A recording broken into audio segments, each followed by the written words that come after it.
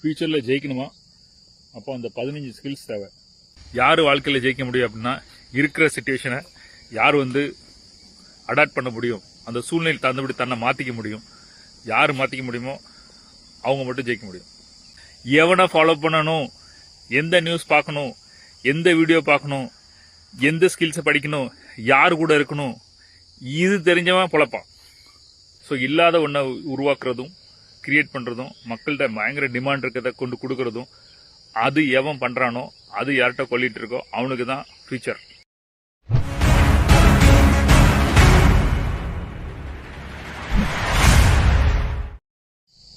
ஃபியூச்சரில் ஜெயிக்கணுமா அப்போ அந்த 15 ஸ்கில்ஸ் தேவை. ஃபியூச்சரில் நல்லா இருக்கணும், ஃபியூச்சரில் ஜெயிக்கணும். நான் எப்படி வந்தேன், இன்னும் எல்லாம் நான் படிக்க வேண்டியிருக்கு, எல்லாம் ஷேர் பண்ணுறேன். நம்பர் 1, எப்போ எங்கே எந்த சூழ்நிலையும் அதுக்கு தகுந்தபடி தன்னை அடாப்ட் பண்ண தெரியணும். அடாப்ட் பண்ண முடியாதவன் வாழ்க்கையில் ஜெயிக்கவே முடியாது. 2020 இன்டர்நெட்டு அப்போ தான் லான்ச் ஆகுது. நான் யூடியூப்பில் யாஹூ, மெசேஞ்சரு, இன்டர்நெட்டு, மெயிலு இதில் ரொம்ப தீவிரமாக இருந்தேன். ஒவ்வொரு பேஜ் ஓப்பன் ஆகுதுக்கு 30 நிமிஷம் ஆகும். அதுக்கு 30 ரூபா கொடுப்போம். அந்த மாதிரி நான் இன்டர்நெட்டில் அவ்வளோ குஷியாக இருந்தேன்.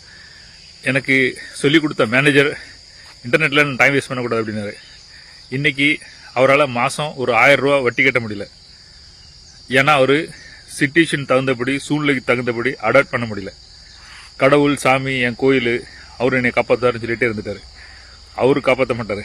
செய்கிறதெல்லாம் நம்ம செய்யணும். உள்ள சூழ்நிலை என்ன அப்படின்னு. யார் வாழ்க்கையில் ஜெயிக்க முடியும் அப்படின்னா, இருக்கிற சிச்சுவேஷனை யார் அடாப்ட் பண்ண முடியும், அந்த சூழ்நிலை தகுந்தபடி தன்னை மாற்றிக்க முடியும், யார் மாற்றிக்க முடியுமோ அவங்க மட்டும் ஜெயிக்க முடியும். அன்னைக்கு இன்டர்நெட்டு, இன்னைக்கு ஏஐ, ஆர்டிஃபிஷியல் இன்டெலிஜென்ஸ். ஒரு மெயில் வேணுமா அதை கேட்டால் கொடுத்துரும், வீடியோ வேணுமா கொடுத்துரும், கான்டென்ட் வேணுமா கொடுத்துரும், எல்லாமே அது கொடுத்துருது. அப்போ நமக்கு என்ன வேலை? நமக்கு என்ன வேணும் தெரியுமா? இந்த ஏஐ பண்ண முடியாத ஒரு விஷயத்த நமக்கு பண்ண தெரியணும். இந்த ஆர்டிஃபிஷியல் இன்டெலிஜென்ஸால செய்ய முடியாத விஷயத்த நம்ம செய்யணும். அப்போ தான் நமக்கு டிமாண்ட் இருக்கும். அல்லது இதை எப்படி கண்ட்ரோல் பண்ணணும்னு தெரியணும். நிறைய பேர் பயோடேட்டா வேணும் அப்படின்னா இன்டர்நெட்டில் ஏஐ சொன்னால் அதுக்கு நமக்கு ஒரு பயோடேட்டா பண்ணி கொடுத்துரும். அதை கொண்டு கொடுத்துருவான். நமக்கு என்ன தெரியணும்னா, இந்த பயோடேட்டா இவன் நேரில் பண்ணதா, இவன் இன்டர்நெட்டில் பண்ணதா அப்படின்னு ஏஐ மூலம் பண்ணதான்னு தெரியணும். அந்த அளவு நமக்கு இன்டெலிஜென்ஸ் தேவை. ஸோ எது நார்மலா, எனக்கு ஏஐ பற்றி ஜாஸ்தி படிக்கலன்னு எல்லாரும் தான் பண்ண ஆரம்பிச்சிடாடா, நம்ம ஏதாவது வித்தியாசம் பண்ணணும் அப்படின்னு நினைக்கிறேன். அந்த மாதிரி நீங்கள் எல்லாரும் பண்ணுறதை விட வித்தியாசம் ஏதாவது பண்ண தெரிஞ்சுன்னா தான் உங்களுக்கு இனி ஃபியூச்சரில் பொழப்பு. இல்லைன்னா சோறு எங்கேயாவது தின்னுட்டு அப்படி காலத்தை ஓட்ட வேண்டியதான். அதை தவிர இதுக்கப்புறம் ஃபியூச்சரில் என்ன வரப்போகுது, அந்த ஃபியூச்சர் வரப்போதுக்கு நம்ம எப்படி அடாப்ட் பண்ணணும்னு, இனி ஏஐக்கு அப்புறம் என்ன வரப்போதோ அதில் நீங்கள் மாஸ்டர் ஆகணும். 1.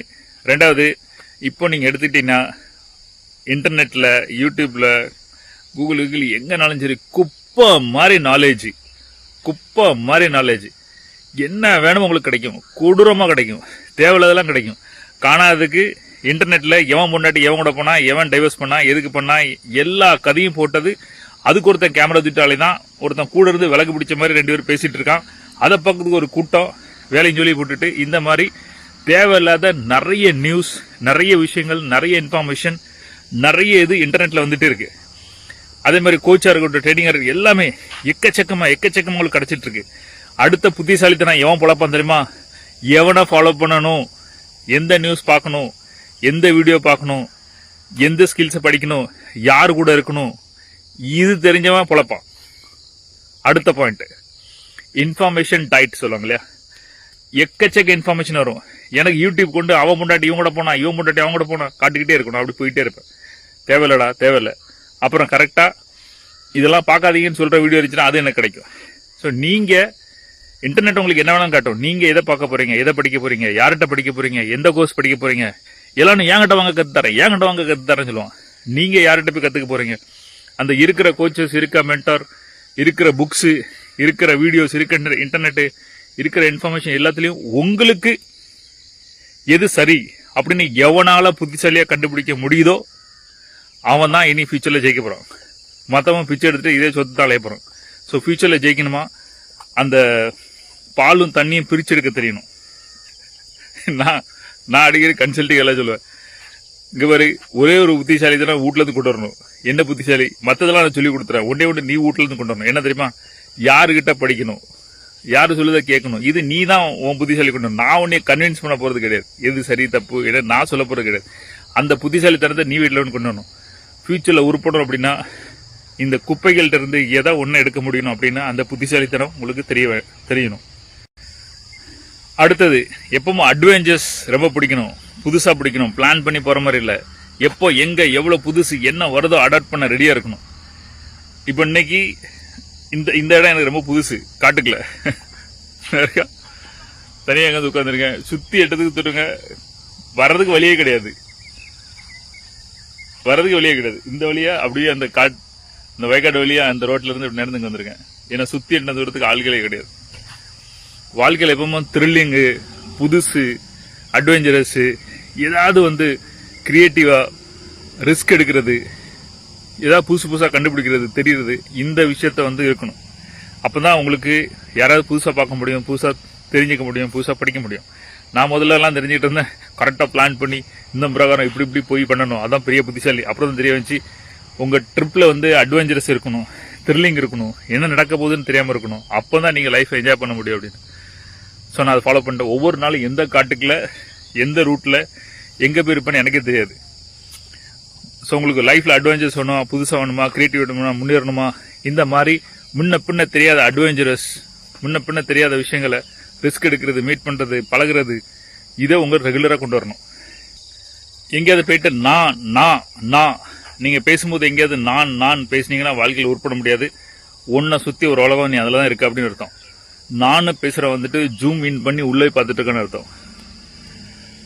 எதுலையுமே கண்டுக்காம போற ஜூம் அவுட் பண்ணி உலகத்தை மேல்டால பார்த்துட்டு இருக்கான்னு அர்த்தம். நான் சொன்னீங்கன்னா அந்த ஃப்ளோவில் போக முடியாது. எங்கேயோ ஒரு இடத்துல ஸ்டக் ஆகிடுப்பீங்க. நேற்று நம்ம ஸ்டூடெண்ட்ஸ் ஒருத்தவங்க பேசியிருந்தாங்க, அடிக்கடி நான் சொல்லாதீங்க அப்படின்னு. நான் சொன்னீங்கன்னா ஸ்டக் ஆயிடுவீங்க. இந்த ஆற்றுல அப்படியே தண்ணி ஃப்ளோ ஆகும்போது அப்படி போயிட்டே இருக்கலாம். நீங்கள் நான் ஒன்று வச்சிருந்தீங்கன்னா எங்கேயாவது குளிக்கு போட்டு சிக்கிட்டு அங்கேயே இருப்பீங்க. தண்ணி அழகா ஃப்ளோ போகும், உலகத்தில் நிறைய விஷயம் பார்க்கலாம். ஆனால் நான் சொன்ன ஒரே காரணத்துக்காக கிளிக்கா இருப்பீங்க. நான், என் பேரு, என் குடும்பம், என் பொண்டாட்டி, என் பிள்ளை, என் புருஷன், என் பேரு, என் புகழ், என் ஊரு, இப்படின்னு நான் அப்படிங்க ரொம்ப தூரம் போக முடியாது. அவனோட சர்க்கிள் சின்னதா கிணத்து தவளை மாதிரி அவன் வாழ்க்கை முடிஞ்சு போயிடும். அப்புறம் யாரு ஜெயிக்க முடியும் அப்படின்னா, எது இப்ப நடைமுறையில இல்லையோ, எது ரொம்ப டிமாண்ட்ல இருக்கோ, மக்கள் எது தேடிட்டு இருக்காங்களோ, எங்க ஸ்கேசிட்டி இருக்கோ அதை ஒன்றும் ஆரம்பிங்க. கூட்டமே போற கூட்டத்தில் போயிட்டு இருக்கும்போது நம்மளும் கூட்டமா தான் போவோம். ஸோ இல்லாத ஒன்றை உருவாக்குறதும் கிரியேட் பண்றதும், மக்கள்கிட்ட பயங்கர டிமாண்ட் இருக்கிறத கொண்டு கொடுக்கறதும், அது எவன் பண்றானோ, அது யார்கிட்ட கொல்லிட்டு இருக்கோ அவனுக்கு தான் ஃபியூச்சர். அவன் தான் ஃபியூச்சர்ல பழைக்க முடியும்.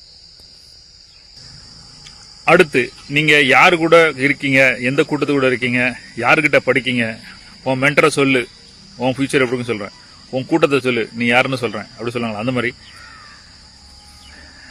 நம்ம இந்தியாவில் ஒரு ஊர் இருக்கு, ஒரு சின்ன குக்கிராமம். அந்த குக்கிராமத்தில் அவ்வளவு பேரும் ஐஏஎஸ் ஆஃபீஸர்.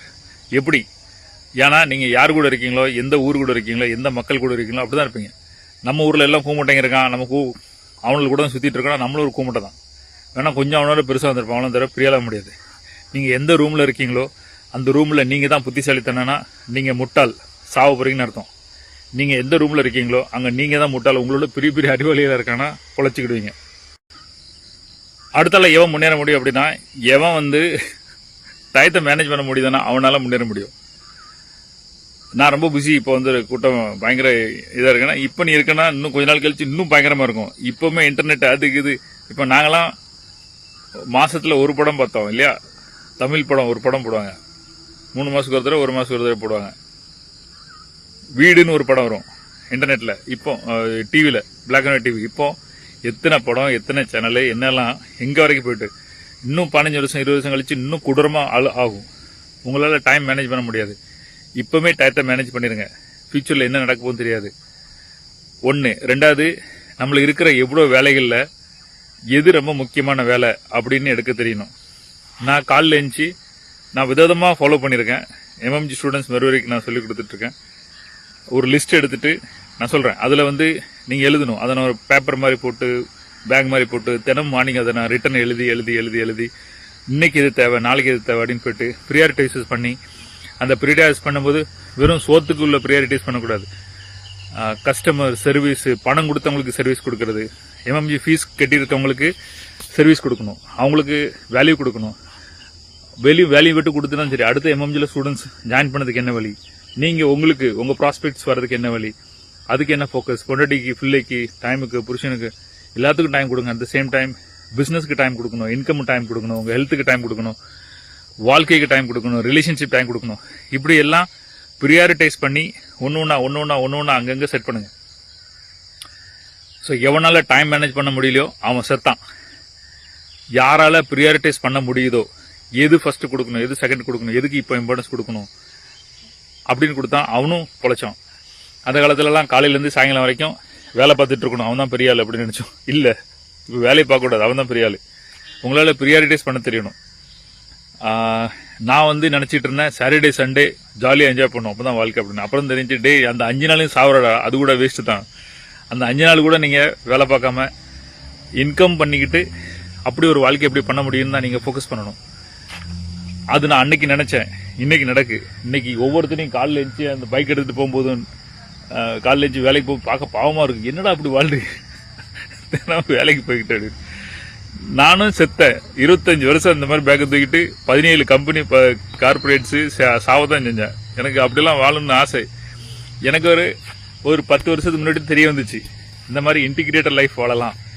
இன்டிகிரேட்டர் லைஃப்னா என்ன அர்த்தம், நம்ம யாரையும் எதிர்பார்க்காம வேலைக்கு போகாமல் வீட்டில் இருந்துட்டு ஃபேமிலி பார்த்துட்டு அதை பார்த்துட்டு அப்படி வாழலாம் அப்படின்னு எனக்கு தோணுச்சு. அது எனக்கு எப்போ தெரிஞ்சு அப்படின்னா லேட்டாக தான் தெரிஞ்சு. எனக்கு தெரிஞ்சதுக்கப்புறம் 8 வருஷம் 10 வருஷத்துக்கு அப்புறம் தான் எனக்கு அந்த வாழ்க்கை கிடைச்சிச்சு. உங்களுக்கு இன்னும் தெரியாதா? Very good. இன்னொரு 10 வருஷம் அப்படி ஜெயிக்கிறதுக்கு வாழ ஆரம்பிங்க. எம்எம்ஜி மாதிரி எங்கேயாவது இருந்தால் படிங்க, அண்டர்ஸ்டாண்ட் பண்ணுங்க. வேலை செஞ்சு சாவதுக்கு நம்ம பிறக்கல, வாழறதுக்கு பிறந்திருக்கோம். நிறையவன் ஏன் பிறந்தான், ஏன் கல்யாணம் முடிச்சான், ஏன் பிள்ளை பெற்றான், ஏன் அந்த வேலையை 60 வருஷமா செஞ்சான், அப்புறம் ஏன் செத்து போனான்னு அவனுக்கே தெரியாது. அந்த லிஸ்ட்ல நீங்களா இந்த மாதிரி டயத்தையும் ப்ரியாரிட்டைஸையும் எது முக்கியம்னு பண்ண தெரியாதவன் வாழ்க்கை, அவன் வாழ்க்கையில் நல்லா இருக்க முடியாது. அதை தெரியாதவன் இனி ஃபியூச்சர்ல நல்லா இருக்க முடியாது. அது மட்டும் இல்லாமல் யாரால எந்த டைம், அதாவது எந்த டைம் நமக்கு என்ன வேலை பண்ண முடியும் அந்த புத்திசாலித்தனம் இருக்கணும்.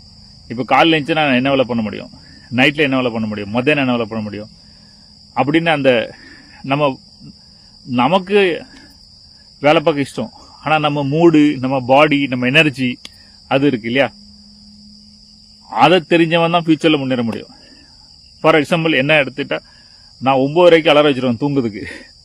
அலாரம் வச்சு ஓரளவுக்கு தூங்க ஆரம்பிச்சிட்டேன். ஸோ 9 வரைக்கும் தூங்கிட்டு காலையில் 4:30 மணிக்கு எழுந்திரிச்சு ஒரு டிஸ்டர்பன்ஸ், ஒரு வாட்ஸ்அப், எல்லா பேவலிலும் தூங்கிட்டு இருக்கும். டிஸ்டர்ப் பண்ண மாட்டோம் நம்மள. ஸோ அந்த 4 மணி நேரம் காலையில் எழுந்திரிச்சு நீங்கள் என்னென்ன வேலைகள் பண்ணணும் அப்படின்னு டிசைட் பண்ணுறது. அதுக்கப்புறம் 7:30 மணி 8 மணிக்கு நீங்கள் என்ன பண்ணலாம், 10 மணிக்கு நீங்கள் என்ன பண்ணலாம். வேலைக்கு போகிறவங்க பாவம், நீங்கள் உங்கள் டயத்தை பார்த்துக்காங்க. சாப்பாட்டுக்கு முன்னாடி என்ன வேலை பார்க்கலாம், மதியானம் சாப்பாட்டுக்கப்புறம் எப்படி கரகமாக வரும் அந்த நேரம் என்ன வேலை பார்க்கலாம், சாயங்காலம் என்ன வேலை பார்க்கலாம், எப்போது நம்ம தூங்கி எந்திரிச்சுனா என்ன வேலை பார்க்கலாம். நான் எப்போ தூங்கி வச்சேன் டக்குன்னு 1 மணி நேரம் படிக்கிறது, 1/2 மணி நேரம் படிக்கிறதுல வச்சிருவேன். ஏன்னா அப்போ தான் மைண்டு நல்லா ஃப்ரெஷ்ஷாக இருக்கும். அதே மாதிரி ஏதாவது பிரச்சனையை நினச்சிட்டே தூங்கிட்டோன்னு நான் காலையில் ஒரு சொல்யூஷன் கிடைக்கும். நைட்டில் என்ன வேலை பார்க்கலாம், தூங்குறதுக்கு முன்னாடி என்ன வேலை பார்க்கலாம். இப்படி எல்லாத்தையும் உங்களால் டைம் மேனேஜ்மெண்ட் மட்டும் இல்லை, எனர்ஜி மேனேஜ்மெண்ட்டு. நான் சொல்கிறது புரியுதா? அது எவனுக்கு தெரிஞ்சிருக்கோ அவன் புத்திசாலி ஒன்று. அடுத்தது எவன் ஜெயிக்க முடியும் அப்படின்னா, ஃபியூச்சரில் எந்த ஸ்கில்ஸ் தேவைப்படும் அப்படின்னா, இப்போ பெரிய பெரிய மெஷின், பெரிய பெரிய புத்திசாலித்தனம்,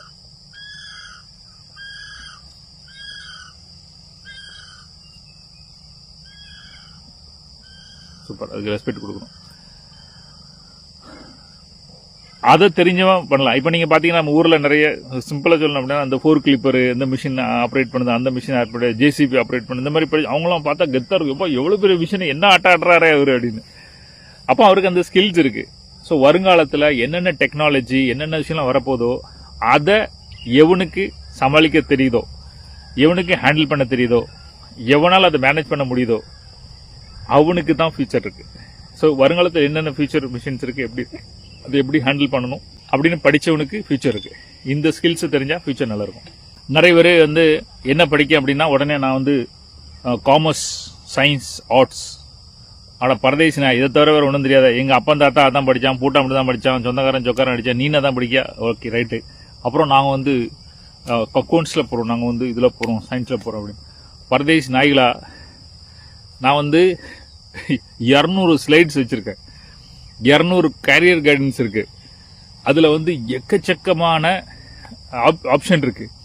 அதில் நீங்கள் வேலை பார்த்தீங்க, அதை நீங்கள் படிச்சிங்க அப்படின்னா இந்தியாவில் எங்கெங்கே காலேஜ் இருக்குது, என்ன இருக்குன்னு படிச்சிங்கன்னா வீட்டில் வந்து உங்களை தூக்கிட்டு போவான் காலேஜ்காரன். ஏன்னா எல்லா குப்பை பயிலும் அந்த ஆர்ட்ஸ், காமர்ஸ், சயின்ஸ் தான் படிச்சு அழியுது. நீங்கள் மட்டும் அதை விட்டுட்டு வித்தியாசம் படிச்சிங்க அப்படின்னா இந்த இண்டஸ்ட்ரியில் ஆட்கள் தேவைடா அப்படின்னு சொல்லி உங்களை தூக்கிட்டு போவாங்க. எவ்வளோ விஷயம் இருக்குது, நான் சொல்லலை. யாருக்காவது அவங்க குழந்தைக்கு கேரியர் சொன்னால் 1-to-1 ஃபிக்ஸ் பண்ணுங்கள், கன்சல்டிங் புக் பண்ணுங்கள், நான் உங்களுக்கு எவ்வளோ கேரியர் ஆப்ஷன் இருக்குது அப்படி சொல்கிறேன். இப்போ ரீசெண்டாக கூட நான் சென்னையில் நம்ம ஃப்ரெண்டு வீட்டுக்கு போயிருந்தோம். அவங்க குழந்தைங்களுக்கு கேரியர் ஆப்ஷன் கொடுக்குன்னு சொல்லிட்டு நான் அந்த ஸ்லைட்ஸ் அவங்களுக்கு காட்டினேன். கண்டிப்பாக பெய்டு ஸ்லைட், ஃப்ரீ கிடையாதுன்னா யூடியூப்லேயும் அதை நான் போட மாட்டேன். எவனுக்கெல்லாம் தேடி அழைதாங்களோ, இன்வெஸ்ட் பண்ண ரெடியோ அவங்களுக்கு அதை கொடுக்கணும். நான் இங்கே மும்பையில், மகாராஷ்டிராவில் எல்லா காலேஜஸில், நிறைய சோசியல் சர்வீஸ் ஆர்கனைசேஷனில் குழந்தைங்களுக்கு சொல்லிக் கொடுக்குற இடத்துல நான் அதை போய் ப்ரெசன்டேஷன் கொடுத்துருக்கேன். ஸோ அந்த மாதிரி எது வந்து ஸ்கில்ஸ் ரொம்ப தேவை, எதை மக்கள் தேடிட்டு இருக்காங்க, எங்கே இண்டஸ்ட்ரி வந்து பெருசாக குரோ ஆக போகுது, எங்கே ஆட்களே இல்லை, அதை தேடி பிடிச்சி படிங்க. அதில் உருப்பட வாய்ப்பு இருக்குது. அதான் உங்களுக்கு ஃபியூச்சர். அடுத்தால யாருக்கு ஃபியூச்சர் தெரியுமா? யார் வந்து சோஷியலாக மக்கள் கூட நல்லா பழக தெரியுறாங்களோ, நெட்வொர்க்கிங் பண்ண தெரியுதாங்களோ, அவங்களுக்கு யார் யார் கூட தேவையோ அவங்க கூட பழகி, அவங்க கூட கனெக்ஷன் ஆகி, நம்ம நெட்வொர்க் மார்க்கெட்டிங்காக இருக்கட்டும், நீங்கள் பண்ணுற பிஸ்னஸாக இருக்கட்டும், மக்கள் கூட பழக தெரியணும். இஞ்சித்தின குரங்கு மாதிரி உட்காந்துருப்பான், அவங்க கூட யாரும் பேச மாட்டாங்க. ஃபியூச்சரில் எவன் உருப்பட முடியும் அப்படின்னா சோஷியல் ஸ்கில்ஸ் யார்கிட்ட இருக்கோ, மக்கள் கூட எப்படி பழகணும், எப்படி பேசணும், எப்படி கம்யூனிகேட் பண்ணணும், அவங்க கூட எப்படி ஒரு நெட்வொர்க்கிங் உருவாக்கணும் அப்படின்னு எவனுக்கு தெரியுதோ அவனுக்கு ஃபியூச்சர் இருக்குது. அது மட்டும் இல்லை, மக்கள் கூட பழகும்போது அவங்களோட கஷ்டம், அன்பு, பாசம், அவங்களோட ஃபீலிங்ஸு, இதை எவனுக்கு புரிய தெரியுதோ ஃபியூச்சரில் புருஷன் பொண்டாட்டி கூட தெரியுது, தேவைதான். அப்படி இல்லாத அவங்க கூடலாம் பல வருஷங்கள் குடும்பம் நடத்தி பிள்ளைலாம் பெற்றிருப்போம். ஒய்ஃபுன்னு சொல்றேன், ஹஸ்பண்ட் சொல்றேன்.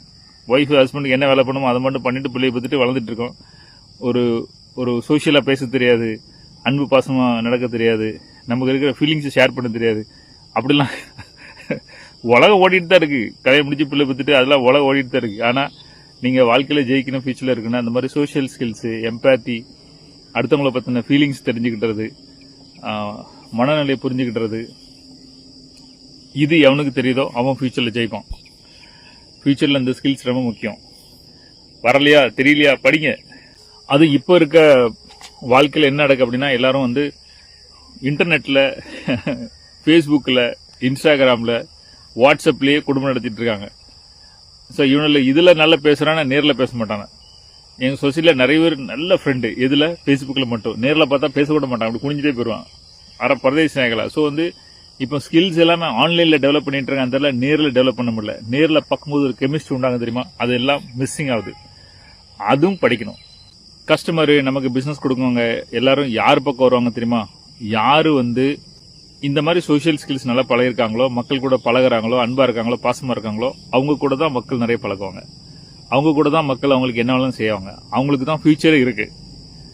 ஏன்டா பொருள் இருக்குது, தொட்டு கொடு, வாங்கிட்டு போ, இவன் அவ்வளோதான், நீ அவ்வளோதான், அதுக்கு மேலே நீ போக முடியாது.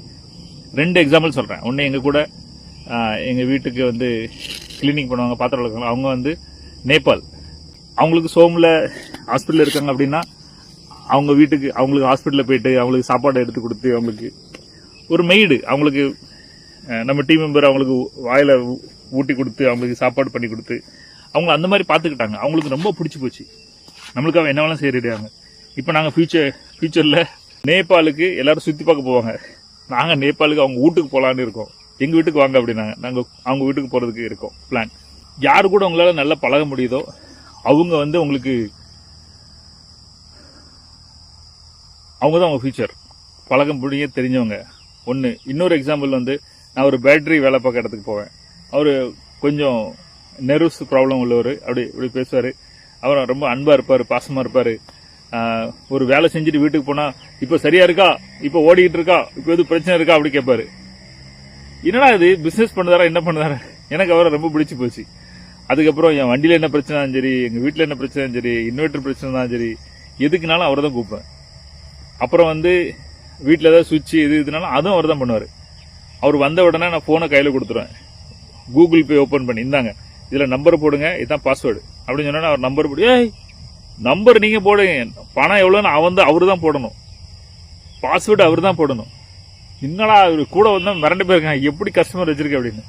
காரணம் அவரு நம்மகிட்ட அன்பா பாசமா ஒரு ஒரு அன்னோன்யமா ஒரு கஸ்டமர் மாதிரி இல்லாம நம்ம பொருள் அவர் பொருள், நம்ம பிரச்சனை அவர் பிரச்சனை அப்படிங்கிற மாதிரி ஒரு பார்க்குற ஒருத்தனுக்கு தான் ஃபியூச்சர் இருக்கு. நீங்க உங்க கஸ்டமர் உங்க ப்ராஸ்பெக்ட்ஸ் எல்லாரும் கூட இப்படி இருக்கீங்களா? அடுத்து யாரால ஜெயிக்க முடியும் அப்படின்னா, யாரால எமோஷனலா கண்ட்ரோல் பண்ண முடியுதோ அவங்க ஜெயிக்க முடியும். எமோஷனலா கண்ட்ரோல் மட்டும் இல்லாம செல்ஃப் டிசிப்ளின் இருக்கணும். நம்மளுக்கு வர எமோஷன் எனக்கு படபடன்னு ஆகிப்போச்சு, செத்தம் அவனே நீ, அதோட ரைட், அதுக்கு மேலே ஒன்றும் பண்ண முடியாது. நான் ப்ரெசெண்டாக எப்படி பண்ணேன் அப்படின்னா, ஏதோ ஒரு பிரச்சனை வந்துச்சுன்னா அதை டப்புக்குன்னு பிடிச்சிக்கிடுவேன். அந்த பிரச்சனை விட்டுற மாட்டேன், அந்த பிரச்சனையை முடிச்சிட மாட்டேன். எவ்வளோ இழுக்கணுமோ இழுன்னு இழுத்து சவு மாதிரி இழுத்து அவனை வச்சு பாடாப்படுத்தி பெரிய பிரச்சனை பண்ணி, அதுவும் என்னைய மாதிரி சண்டை போடுறத ஒருத்தன் கிடைச்சினா எனக்கு ரொம்ப சந்தோஷம். அதை வந்து இழுன்னு இழுத்தான், அவன் மண்டை காஞ்சி தூக்கம் இல்லாமல் அலைவான், எனக்கு இன்ட்ரெஸ்டிங்காக இருக்கும். வாங்க அப்படின்னு. நம்ம கூட ஒருத்தன் வேலை பார்த்துருந்தான், வேல்முருகன். அவன் பணத்தை வாங்கிட்டு போயிட்டு இப்போ எல்லாரும் பேசிட்டு இருக்கான், ரிப்ளை பண்ண மாட்டேக்கான். நம்மளுக்கு வீடியோலாம் போடுறான், பணத்தை கேட்கறவன் கேட்டா பதில் சொல்ல மாட்டேக்கான்.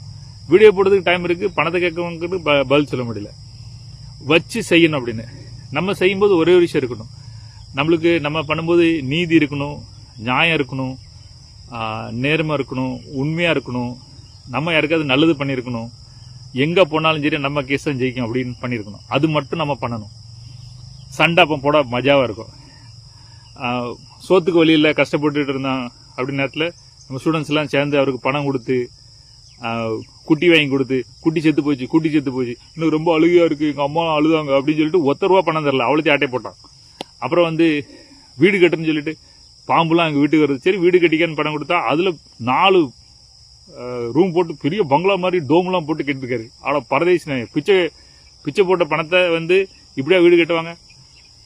அப்புறம் கேட்டால் பதில் சொல்ல கிடையாது, ஏத்திருந்து பேசுறது. ஸோ அடுத்தவங்க காசுல துட்டு வாங்கிட்டு, அடுத்தவங்க காசுல திமிட்டு, அடுத்தவங்க காசு பண்றேன்னா வெரி குட்டா, வா நம்ம சண்டை போடுவோம், சூப்பரா இருக்கு, சிச்சுவேஷன் சூப்பரா இருக்கு.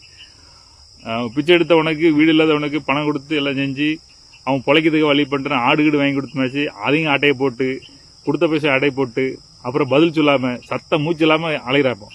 அடுத்தல என்ன நடக்குன்னு பார்க்கலாம். இவங்களெல்லாம் சண்டை போட சூப்பரா இருக்கும். ஏன்னா அவனை பாவம் பார்த்து செஞ்சது நம்ம, அவனுக்கு ஹெல்ப் பண்ணது நம்ம, அப்புறம் நமக்கு எகென்ஸ்டா போடுறது, அப்புறம் திமிரு காட்டுறது.